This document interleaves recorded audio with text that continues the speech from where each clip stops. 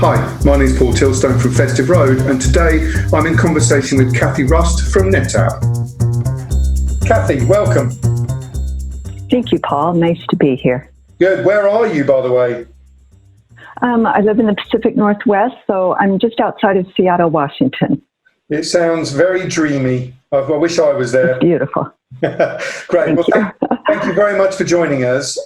We've asked you to look at the managed travel model and select one or more items from there that are important to you in the preparation for returning to travel. What is it that you've chosen?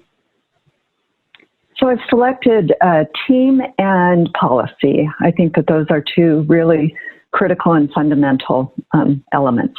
Fantastic. We'll come back to that in a second, but before we go any further, can you give us an indication of what stage are you at within the planning phase of returning to travel, preparing to return to travel?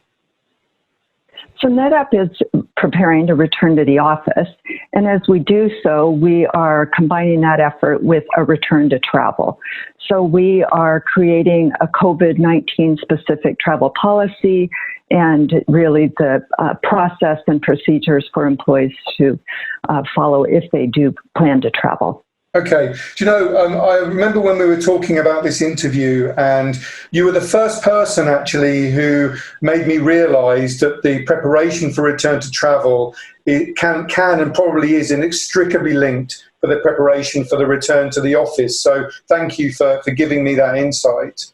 Why did you pick teams and policy? What is it about those two components that are the most important components? I actually think those are critical pre-COVID and now that we're in this pandemic.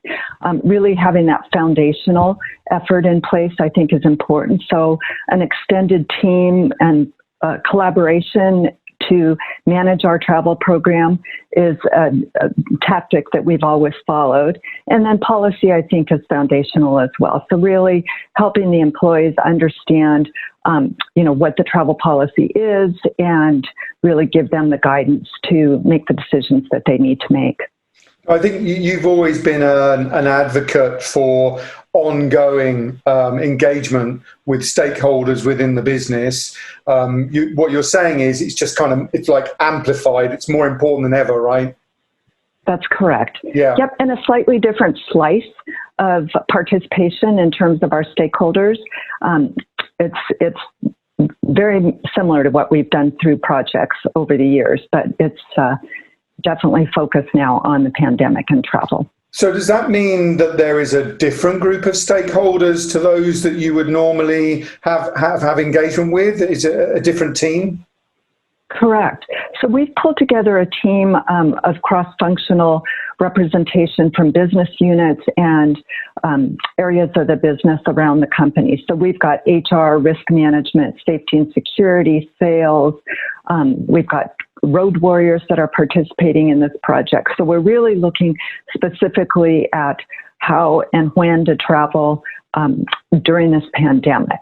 For other projects, we've engaged some of those same business lines, but we have certainly had a different perspective. So we've had stakeholders involved in projects like selecting travel management companies, policy, orchestration, and so forth. But this is a high-level group of people with a vested interest in the safety and security of our employees. And is it a global group of people? Have you localized it? For this project, for COVID-19, we have selected stakeholders predominantly from the U.S. For other projects, we have a global steering committee that's got representation from all over the world, but we have, in an effort to be fast and efficient, we've just pulled stakeholders from the U.S. I think it's a really interesting insight, because you would expect that you should just go for a global representation. But I love the idea that if you're taking people from a localized market, especially if that's one of your biggest market, your HQ market, then to keep them localized and move fast is really important. So thanks for sharing that. Sure. I would just add that these, while they sit in the U.S., they, in many cases, are responsible for areas outside of the U.S., so they bring a perspective, an international perspective to this whole process. Yeah, of course. So once you've got that team in place and you've brought them together to talk through and work through a framework to return, what was the next steps that you undertook? So we used this group to provide kind of brainstorming around what we thought travelers would be concerned about as they return to travel, what our priorities should be, what the policy should be. So we implemented a policy as soon as COVID really got global and pretty much locked down travel and prevented people from traveling.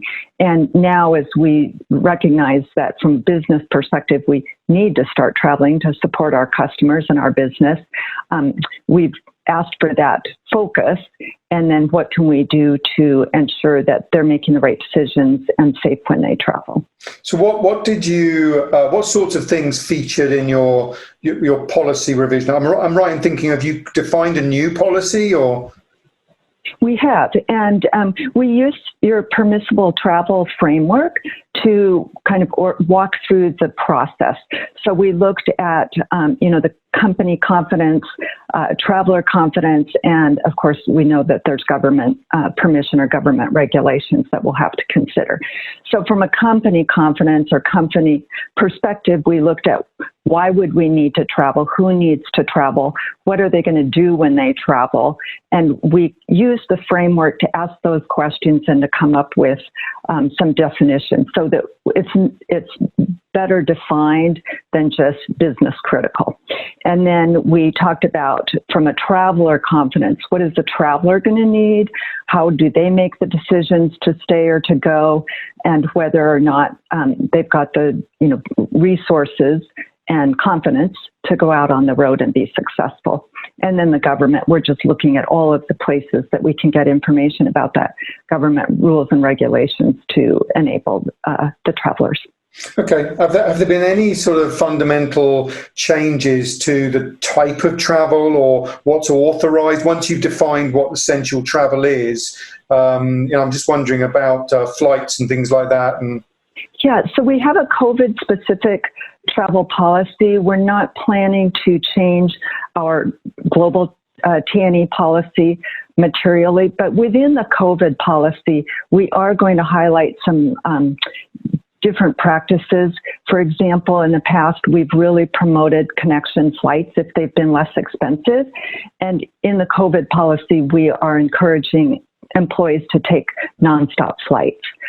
We'll have them really think about renting cars versus using shared rides just to minimize the amount of contact with other people. So those elements are being outlined within the COVID travel policy as considerations. And we'll reprogram tools and, of course, instruct our agency to offer nonstop flights. Yeah. Do you think, like, now you've done this, is that now done and to one side, or is it something that you think you have to revisit and review regularly? I think we'll revisit it for as many months or years as we need to as this pandemic changes. And we will keep this task force kind of in the background so that anytime we need to pull them together to vet decisions or changes related to the policy or the approval processes, we'll bring them back together. Okay. Where are you when it comes to, because within the framework, the idea is answering those questions, defining the policy, and then taking that to executive sign-off stage. Are you at that stage yet? Is it implemented? It's not actually published yet. It's gone up the ladder now, so the executives are reviewing it. And as soon as we get the high sign, we'll work with our travel management company to reprogram the tools and train the agents. And then we will be working internally on all of the communications related to this. So once that policy is posted, we expect a huge amount of education so that employees know what they need to do and how to do it. I'm glad you're ready for all that education. I think you're absolutely right. It's almost like giving the answers provides as many questions at the same time, doesn't it? Really, but it really does. And what would you say are the sort of primary lessons that you've learned having gone through the process? Well, I think, I've always known that this was important, but really that stakeholder engagement, involving those stakeholders in the decision, making sure that we have got advocates for the program and for the policy as we roll this new program out, and then communication. So stakeholder engagement and then communication, I think, are critical to the success, to make sure that we've got the buy-in and the right people influencing the decisions. And in terms of the right people, do you feel like it was easier to bring the right people to the table? Do you feel like it's easier for you to get sort of C-suite attention because of the importance of travel to the organization and the situation that's occurring? I absolutely do. This task force is a subset of a larger effort at NetApp.